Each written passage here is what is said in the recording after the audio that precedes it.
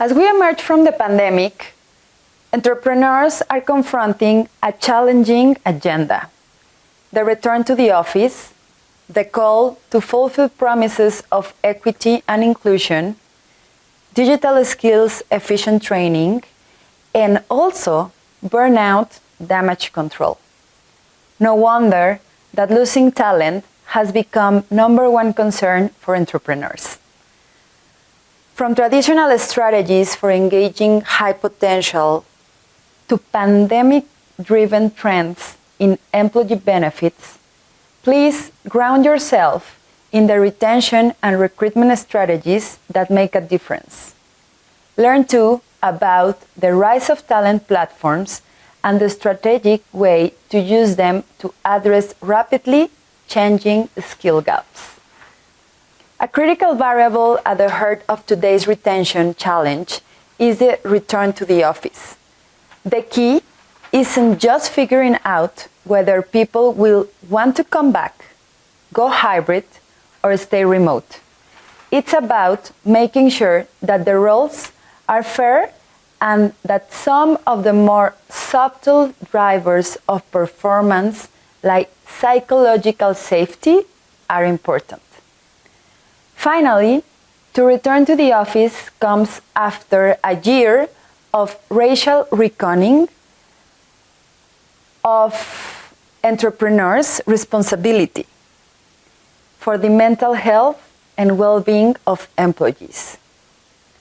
For all this and more, this masterclass for the first Cherie Blair Foundation Summit, where I am honored to have a chair in the council as a representative for LATAM, will be about a term I coined between human resources and social responsibility.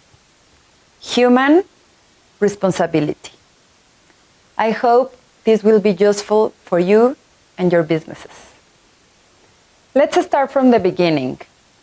With nearly 2.2 million women having left the labor market since the beginning of the pandemic, women's workforce progress is spiraling backward. Working mothers have been forced to quit or drastically reduce their hours as balancing work, childcare responsibilities, and remote school has become untenable. Oops.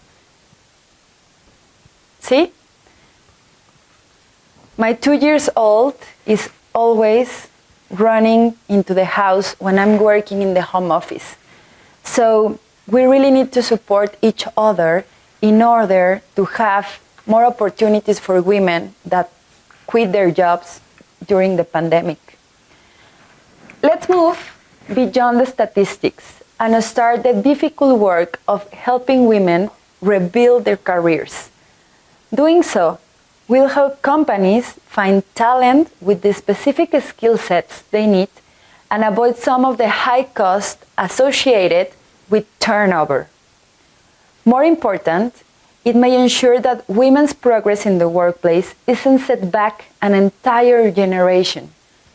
Here are 5 ways business women and entrepreneurs can immediately lay the groundwork for bringing women back into the workforce after the pandemic.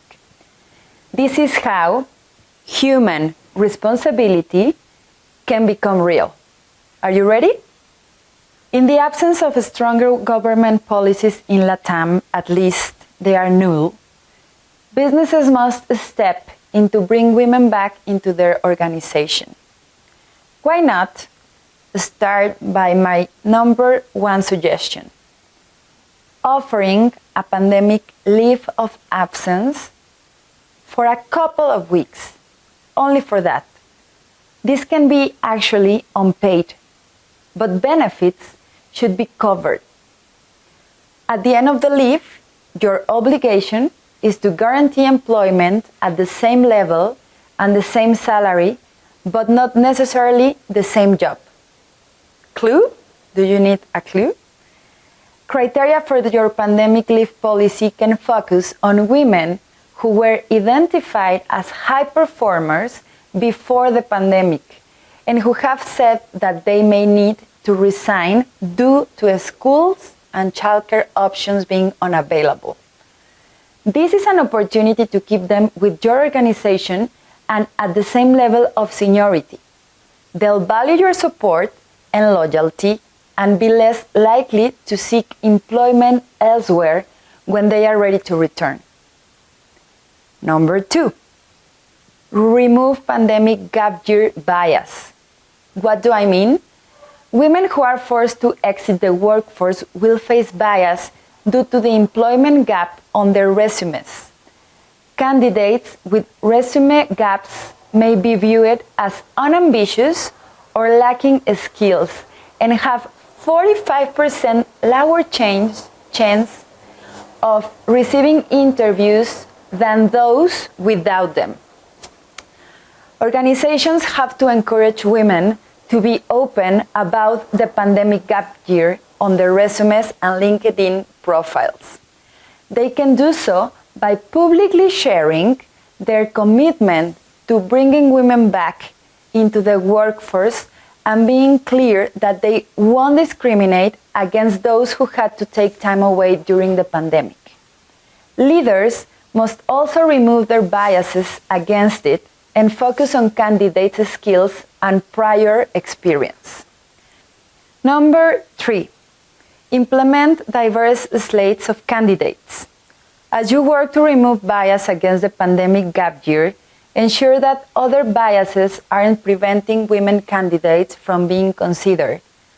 Thanks to the two in the pool effect, a woman's odds of getting hired are 79 times greater if 2 women candidates are in the pool of finalists.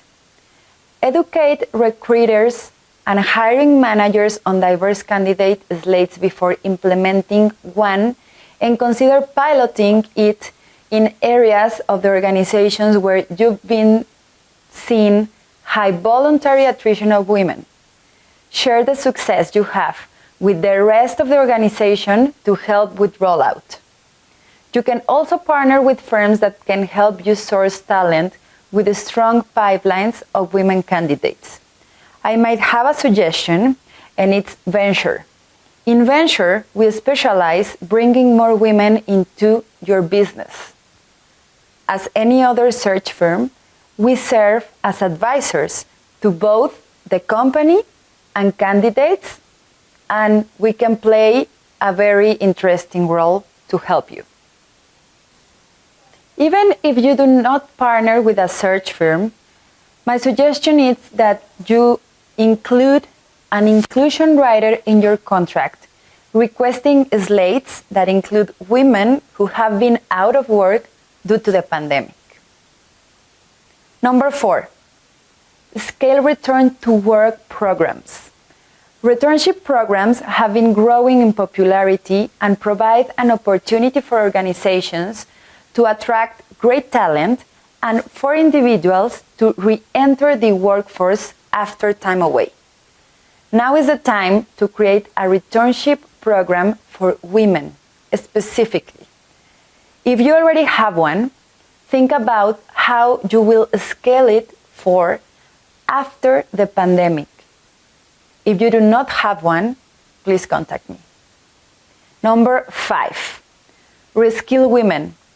Companies in industries that are predicted to rebound quickly and do well in a post-pandemic world should take this opportunity to reskill women in certification programs.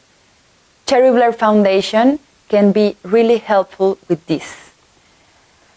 Graduates should be placed into roles upon completion, with an assigned coach and a company mentor for the first year as they transition.